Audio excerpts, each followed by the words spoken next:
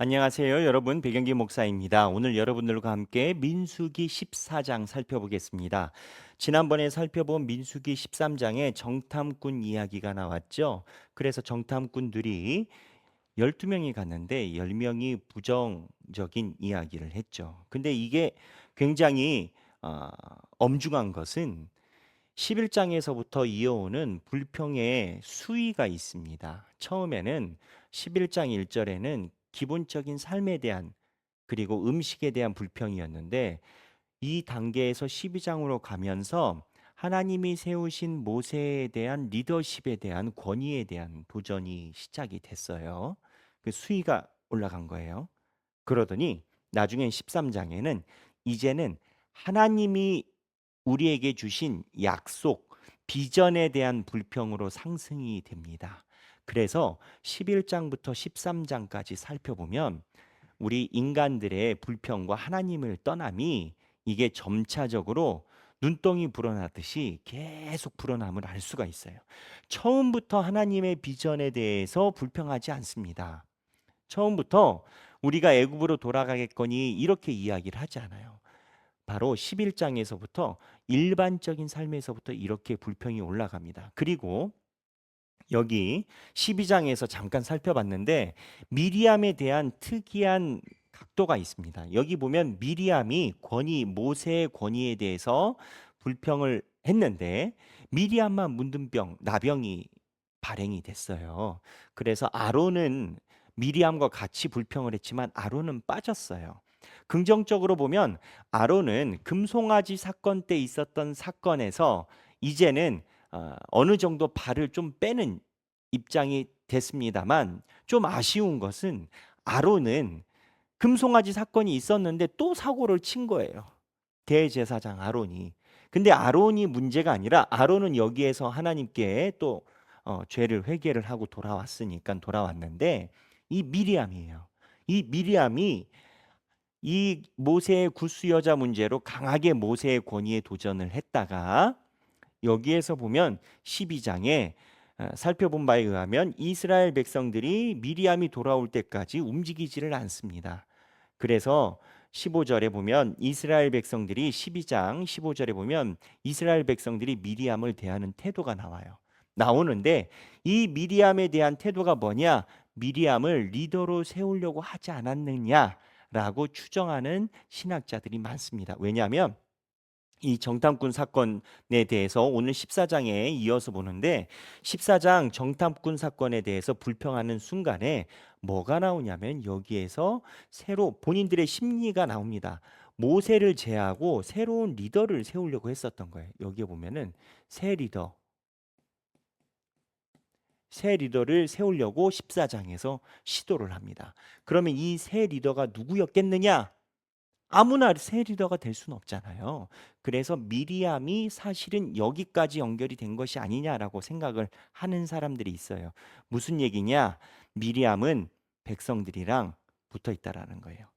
취리 성경에서는 미리암이 백성들과 긴밀한 관계를 가지고 내통을 하고 있는 것으로 종교 개혁자들은 주해를 썼습니다. 그러니까 실제적으로 모세가 아닌 미리암을 중심으로 구테타를 일으키려고 했었다라는 거예요.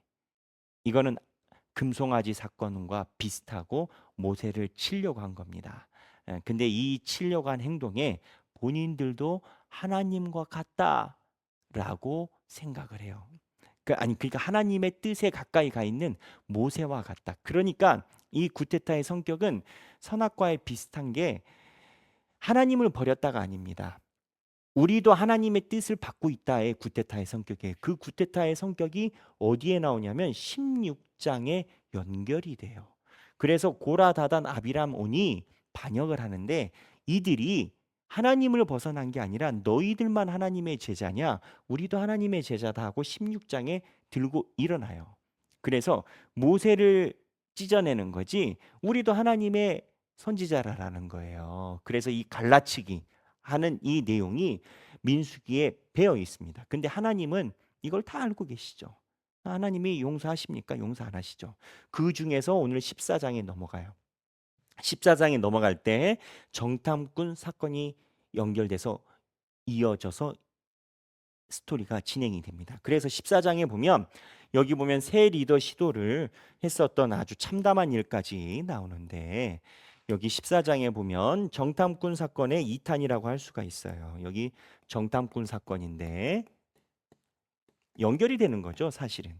여기에 보면은 원망하는 소리를 해요. 정탐꾼들의 보고를 듣고 원망하는 소리를 1에서부터 10절까지 하는데 구체적으로 어떻게 하냐면 포기하자 하자 합니다. 1에서 5절인데 여기에서 1에서 5절 사이에 여기에 새 리더 구테타 4절에 나옵니다. 한번 읽어보세요. 어떻게 나오는지. 그리고 나서 이 이야기를 듣고 여호수아와 갈렙이 이야기합니다. 여호수아와 갈렙이 이거에 대해서 본인들의 의견을 이야기를 해요. 그 본인들의 의견은 뭐냐? 여기 보면 이들은요 오히려 더 강하게 무엇을 주장했냐면 여호와께서 하나님께서 주시리라. 아니 이 땅을 하나님께서 우리에게 주실 건데 여호와께서 주실 건데 8절입니다.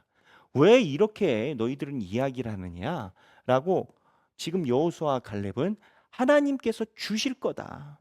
왜 하나님께서 주실 것을 안 주시고 못할 것처럼 이야기하냐? 시선이 충돌이 돼요.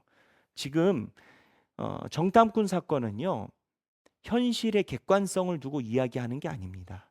그걸 어떻게 해석해내느냐를 가지고 충돌을 하는 건데 이거에 대해서 여호수아의 갈렙의 시선과 다른 정탐꾼들의 이야기가 나오죠. 그리고 이 불신이 거역이다라는 하나님의 의중이 9절에 나옵니다. 하나님의 비전을 믿지 못함은 단순히 믿지 못함이 아니라 하나님이 이야기를 할 때 이거는 거역이라고 얘기를 해요. 그리고 이 사람들이 돌로 죽이려 합니다. 누구를? 모세와 그 사람들을. 정탐꾼들의 이야기에 의해서 잘못했으면 모세가 암살당할 뻔한 건 거예요. 지금 표현으로 얘기를 하면. 실제적으로 이 정탐꾼 사건은 갈 때부터 이미 결론을 내고 간 거예요. 왜 안 가려고 했을까요? 여기 14장 3절에 보면 우리 처자가 사로잡히리니 애굽으로 돌아가는 것이 낫지 아니하냐.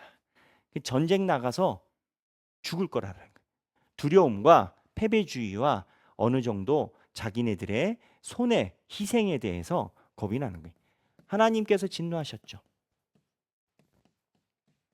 하나님께서 진노하셨고 하나님이 진노하시니까 모세가 간구합니다. 13에서 19절. 그리고 하나님께서 이야기하시는 하나님의 용서와 징벌이 있습니다. 20에서 35절인데요. 여기 중요합니다. 여기 보면 하나님이 채찍을 내리시는데 못 간다. 너희 가나안 땅 다 들어가지 마. 하나님께서 이야기를 하시고 23절이고 그리고 하나님께서 말씀하신 이거 중요한 문구입니다. 집중해서 보세요. 내 귀에 들린 대로 28절입니다. 자, 읽겠습니다. 14장 28절인데 제가 읽을게요. 하나님이 진노하시는 과정에서 나오는 성경 구절인데 그들에게 이르기를 여호와의 말씀에 내 삶을 두고 맹세하노라 너희 말이 내 귀에 들린 대로 내가 너희에게 행하리니.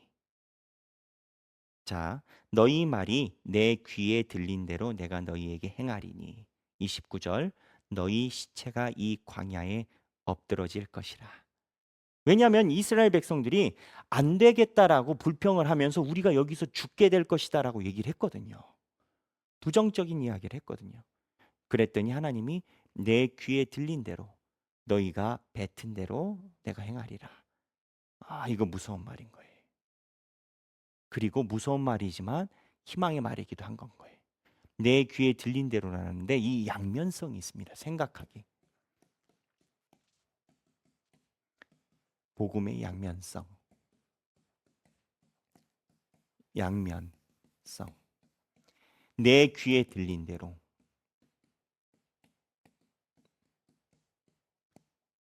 하나님 귀에 들린 대로 여호수아와 갈렙은 가나안 땅으로 들어가게 하셨어요. 하나님 귀에 들린 대로. 그런데 하나님 귀에 들린 대로 이곳에서 죽겠거니라고 이야기한 사람들은 그곳에서 죽게 하셨습니다. 입술 중요해요. 그리고 우리의 생각도 중요해요. 하나님이 우리의 생각과 우리의 입술을 들린 대로 이루게 하신다라는 거예요. 우리가 긍정적이고 하나님 앞에 희망적인 말을 내뱉는 사람은 여호와의 귀에 들린 대로 삶을 이끌어 가세요. 하나님, 내가 예수 믿고 하나님의 인도함으로 오늘도 따뜻한 햇살 밑에서 너무나 행복합니다. 주님의 은혜를 너무 감사합니다. 귀에 들린 대로 감사가 감사를 낳을 거고요. 하나님, 어제도 기도했는데 오늘도 안 됐네요. 이러다 내가 죽겠네요. 그러면 하나님이 귀에 들린 대로 이루신다라는 거예요. 이스라엘 백성들이 정탐꾼 사건이 그래요. 그리고 나서 이 이야기를 들리니까 이제서야 소 잃고 외양간 고친다고. 이제서야 소 잃고 외양간 고친다고.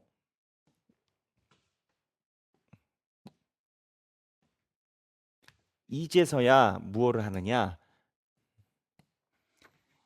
이제서야 정복하는 정복 시도합니다. 때늦은 정복 시도. 39에서 45절. 하나님이 가라고도 안 했어요. 근데 하나님에게 이 얘기 들으니까 믿을 수 없다. 반신반인 것 같아요. 모세 말도 못 믿겠다. 뭐 이제 가면 되는 거 아니냐. 결론 어떻게 됐어요? 대패합니다. 때가 있어요. 때. 하나님이 모실 때 하나님에게 전달되는 진실한 때가 있어요.